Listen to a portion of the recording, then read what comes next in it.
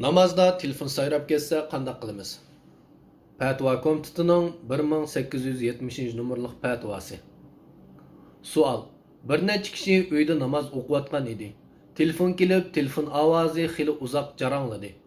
Bu holatda oldiga yoki keyniga bir qancha qadam mengib, telefonni elib, eshik chekkan kishiga namoz o'qib o'tib, eshik ochib bergan hadisga qiyos qilib, namoz o'qiyotganligini bildirish uchun Allohu akbar desa yoki chinroq qiroat qilishi durust bo'lamdi? Javob: Kishi namoz o'qiyotganda telefon sayrab ketsa, qibladan yuz o'rmaslik sharti bilan oldiga yoki keyniga, o'ngga yoki so'lga bir necha qadam mengib telefonni olsa, telefon urg'uchiga subhanalloh desa durust bo'ladi. Sahihul Buxoriy va Sahihul Muslimda buni hadis rivoyat qilingan. Payg'ambar sallallohu alayhi va sallam qizining qizi Umamani ko'tarib namoz o'qidi. Rukuga borganda uni yerga qo'yatdi. Rukudan turganda ko'tarib olatdi.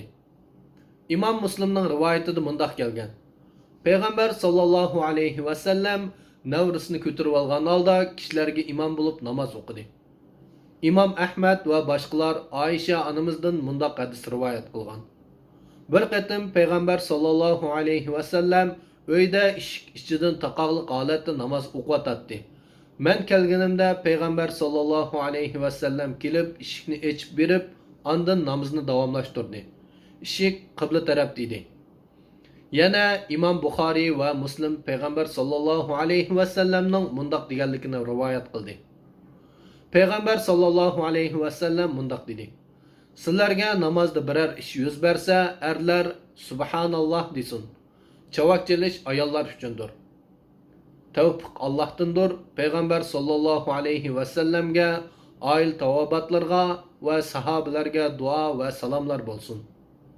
Fatvo berguvchilar: Alloma Abdul Aziz ibn Baz, Abdurrazzaq Afifi, Abdullah ibn G'udayyan, Abdullah ibn Qavut. Mujtahidlar fatvolar tori